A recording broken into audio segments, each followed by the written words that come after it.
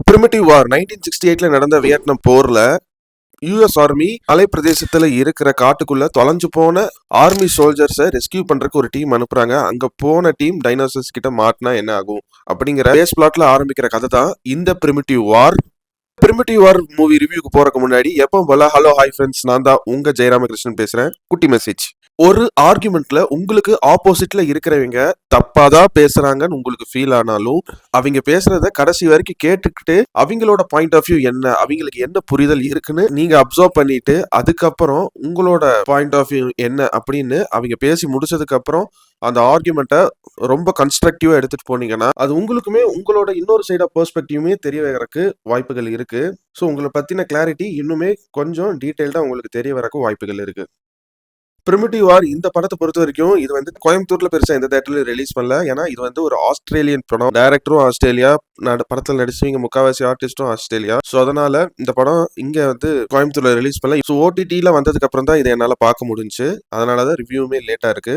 Coming to இந்த படம், இந்த படத்தை பொறுத்த வரைக்கும் டைனோசர்ஸை ஹிஸ்டாரிக்கலா கரெக்டா காட்டின படம்னே சொல்லலாம். ஏன்னா வந்து இதுக்கு முன்னாடி வந்து டைனோசர் படங்கள் எடுத்துக்கிட்டீங்கன்னா ஒரு பூச்சாண்டி காட்டுற மாதிரி தான் வந்து டைனோசர்ஸோட ஸ்கிரீன் டைம் படம் 2 மணி நேரம் இருந்தாலும் மேக்ஸிமம் 10 மினிட்ஸ் காட்டுற மாதிரி வந்து விஎஃப்எக்ஸ்ல காட்டியிருப்பாங்க. பட் இந்த படம் அப்படியெல்லாம் இல்ல. இருக்கிற எல்லா டைனோசர்ஸ்க்கும் ஒரு ப்ராப்பரான ஒரு ஸ்டோரி எழுதி அண்ட் இது வரைக்கும் அந்த டைனோசர் படங்கள்லயே அதிகமான டைனோசரை ஒரே படத்துல காட்டின படம் இந்த படமா தான் இருக்கும். அண்ட் விஷுவல் டெல்லிங்கா வந்து டைலாக்ஸே இல்லாம நிறைய சீன்ஸை வந்து ரொம்ப அழகா கன்வே பண்ணியிருந்தாங்க. And first time டைனோசர்ஸ்ல male and female அப்படிங்கிற 2 வித்தியாசமான பாலினத்தை இவங்க வந்து விஷுவல் பண்ணி காட்டின விதமா இருக்கட்டும், அந்த 2க்கும் எழுதின கேரக்டர் ரைட்டிங்கா இருக்கட்டும், படம் பார்க்கறதுக்கு கொஞ்சம் ஃப்ரெஷ்ஷா இருந்துச்சு. அண்ட் ரொம்ப நாளா லேகா இருந்த அந்த டைனோசர் படங்களுக்குன்னே உரித்தான அந்த ஒரு ஹாரர் எலிமெண்ட்டை நல்லாவே புல் ஆஃப் பண்ண ட்ரை பண்ணியிருக்காங்க. 1968ல நடந்த வியட்நாம் வார் பேஸா வச்சுக்கிட்டு அதுல டைனோசரை கொண்டு வந்த விதமா இருக்கட்டும், அந்த இந்த இடத்துல எப்படி டைனோசர் வந்துச்சு அப்படின்னு டைனோசருக்கான ஒரு பேக் ஸ்டோரி எழுதின விதமா இருக்கட்டும், அது என்னதான் வந்து இந்த படத்துல பாக்குறதுக்கு புதுசா இருந்தாலும் நிறைய படங்கள்ல அடிச்சு தவச்ச டெம்ப்ளேட் தான் அந்த ஒரு பேக் ஸ்டோரி. அண்ட் முக்கியமா ஆக்ஷன் சீக்வன்ஸ் பொறுத்த வரைக்கும் ரொம்ப ராவா R-ரேட்டடுக்கு உரித்தான எல்லா ஆக்ஷன் சீக்வன்ஸுமே இந்த படத்துல வந்து பண்ணியிருக்காங்க. அண்ட் டைனோசர்ஸை இவ்வளவு கொடூரமா எந்த படத்துலயுமே வந்து காட்டினது இல்லைன்னே சொல்லலாம். அந்த அளவுக்கு டைனோசர்ஸ் வச்சு ஆக்ஷன் பேக்கடா நிறைய சீன்ஸ் கொடுத்துருக்காங்க. மியூசிக் பெருசா வந்து படத்துல வந்து போட்ட மாதிரி தெரியல. பட் சில ஆல்ரெடி கேட்ட அந்த ஒரு பேக்ரவுண்ட் சாங்ஸை வந்து சீன்ஸுக்கு ஏற்ற மாதிரி பிளேஸ் பண்ண விதம் ரொம்ப நல்லா இருந்துச்சு. அண்ட் இந்த படத்தோட நெகட்டிவ்ஸ், இந்த படம் பார்த்தீங்கன்னா ஒரு ஆஸ்திரேலியன் ஃபிலிம் ஒரு புதுசா வந்து டைனோசர்ஸை எடுத்து வந்து படம் எடுக்க ஸ்டார்ட் பண்ணியிருந்தாலும் விஎஃப்எக்ஸும் லைட்டிங்கும் நிறைய இடத்துல வந்து மிஸ் ஆயிருந்துச்சு. விஎஃப்எக்ஸ்ல தெரியக்கூடாதுங்கிறங்காட்டி தான் முக்கியமான சீன்ஸ் எல்லாம் வந்து டே லைட்ல இல்லாம நைட்ல எடுக்கிற மாதிரி காட்டியிருந்தாங்க. பட் அந்த இடத்துலயுமே வந்து விஎஃப்எக்ஸுமே சரி, அந்த இடத்துல யூஸ் பண்ண லைட்டிங்குமே ரொம்ப ஆர்டிஃபிஷியலா ஃபீல் ஆச்சு. அண்ட் ஆஸ் யூஸ்வல் ஒரு ஆர்மி மூவிஸ்ன்னு எடுத்துட்டா ஒரு கிளீச்சேவான ஒரு டெம்ப்ளேட் இருக்கும்ல, அதே மாதிரி டெம்ப்ளேட் தான் இந்த இதுல யூஸ் பண்ணியிருக்காங்க. அண்ட் மெயின் லீட்னு எந்த கேரக்டருமே வந்து படம் கடைசி வரைக்குமே வந்து சொல்ல முடியாது. ஏன்னா ஒவ்வொரு கேரக்டருக்குமே ரைட்டிங்ல ஒரு இம்பார்ட்டன்ஸ் இருக்கு. பட் ஆனா எந்த கேரக்டரை வந்து மெயினா கன்சிடர் பண்ணி ஒரு ப்ரோட்டகனிஸ்டா எடுத்துட்டு போற ஒரு கன்ஃபியூஷன் படம் பார்க்கும்போது வரும்னு நினைக்கிறேன். அண்ட் படத்தோட ஃபர்ஸ்ட் 15 மினிட்ஸ் என்னோட பர்சனல் ஒப்பீனியன் படி எனக்கு அந்த படத்துக்குள்ள போறக்கு கொஞ்சம் லேகிங்கா டிராக் அடிச்ச மாதிரி இருந்துச்சு. நிறைய சீன்ஸுமே இழுன்னு இழுத்த மாதிரி இருந்துச்சு. சீக்கிரம் டைனோசர்ஸை காட்டுங்கடா, அந்த சீன் நல்லா வச்சுக்கிட்டு எதுக்கு இப்படி வந்து டைலாகா பேசி படத்துக்கும் இதுக்கும் சம்பந்தமே இல்லாத மாதிரி இருக்கே அப்படிங்கிற மாதிரி எல்லாம் தோணும் வச்சுச்சு இந்த படத்துல வந்த சில சீன்ஸ். என்னதான் இந்த படத்துல பாக்குற ஆக்டர்ஸ் ஃப்ரெஷ் ஃபேஸஸா இருந்து படத்தோட எந்த ஒரு ரெஸ்ட்ரிக்ஷன் இவங்க இப்படி பண்ணிட்டாங்களே, தெரிஞ்ச ஆக்டர் இப்படி நடிச்சிருக்கலாம் அப்படின்லாம் எந்த ஒரு ரெஸ்ட்ரிக்ஷன்ஸுமே இல்லாம பார்க்க வைக்கிறதுக்கு ஒரு பாசிட்டிவா இருந்தாலும் ஆக்டிங்ல இன்னுமே இந்த படத்துல நடிச்சவங்க இம்ப்ரூவ் பண்ணிக்கணும். கொஞ்சம் ஆர்டிபிஷியலா நடிச்ச மாதிரி தான் இருந்துச்சு. அண்ட் முக்கியமா இந்த படத்துல ஒவ்வொரு கேரக்டரோட எமோஷனலா கனெக்ட் ஆகி பார்க்க முடியல. ஸோ அதனால ஹாரர் சீன்ஸும் சரி, அந்த ஆக்டர் வந்து எமோஷனலா ஒரு விஷயம் பண்ணும்போதும் சரி, ஆடியன்ஸா கனெக்டடா பார்க்க முடியல. முக்கியமா ஒரு தலைவலியான ஒரு விஷயம் எனக்கு இந்த படத்துல விஎஃப்எக்ஸ் லைட்டிங் எல்லாம் தாண்டி சில சீன்ஸ் எல்லாம்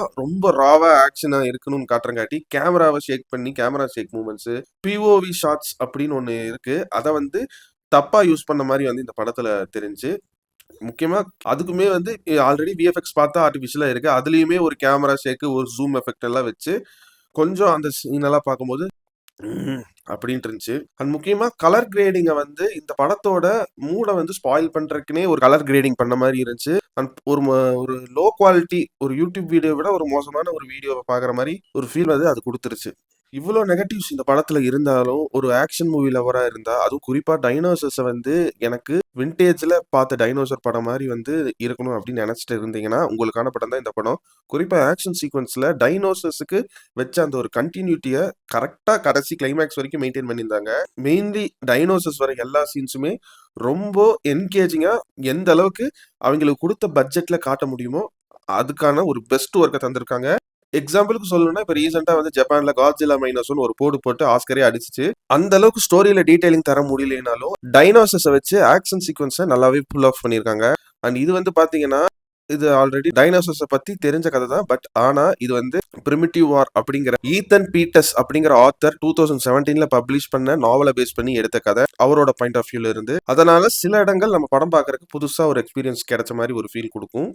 இன்னொரு பாசிட்டிவ் என்னன்னா, இந்த படத்தோட டைரக்டர் லூக் ஸ்பார்கி. இவர் தான் வந்து இந்த படத்துக்கு one of the producer, editor, production designer இப்படின்னு ஏகப்பட்ட ரோல் அண்ட் ஒர்க்க வந்து இந்த படத்துக்கு குடுத்திருக்காரு. ஸோ அதனால படத்த எந்த அளவுக்கு சிங்கிள் ஹேண்டடா எந்த ஒரு பாலிடிக்ஸும் உள்ள வராம என்ன நெனச்சு எடுக்கணும்னு நெனச்சாரோ, அந்த ஃப்ரீடம் குடுத்து எடுத்த மாரி வந்து ஃபுல் ஃபிளெட்ஜ்டா வந்து படம் எடுத்து குடுத்திருக்காரு டைரக்டர் லூக் ஸ்பார்கி. ஸோ ஓவராலா இந்த படம் வந்து தாராளமா நீங்க பார்க்க வேண்டிய படம் தான். சில மேஜர் ஃப்ளாஸ் இருந்தாலுமே வந்து டைனோசர்ஸ ஹிஸ்டாரிக்கலா கரெக்ட்டா காட்டுனதுக்கும், அண்ட் அந்த டைனோசர்ஸ் வர ஆக்ஷன் சீக்வென்சஸ்க்காகவே மட்டும் இந்த பிரிமிட்டிவ் வார நீங்க அமேசான் பிரைம் வீடியோல தாராளமா பார்க்கலாம்னு நான் சொல்லுவேன். இந்த பிரிமிட்டிவ் வாருக்கு என்னோட ரேட்டிங் என்னன்னு கேட்டீங்கன்னா, 100க்கு தாராளமா ஒரு 60 மார்க்ஸ் தருவேங்க. Primitive war, effective dino action, weak story but still entertaining. நான் உங்களை இதே மாதிரி இன்னொரு சூப்பரான வீடியோல சந்திக்கிற வரைக்கும் நீங்களும் நல்லா இருங்க, எல்லாரையும் நல்லா வச்சிருங்க. அவ்வளவுதாங்க விஷயம். நன்றி, வணக்கம், பை பை. நான் பகல் பிட்டாய் பகல் பிட்டாய் பகல் பிட்டாய் பிட்டாய்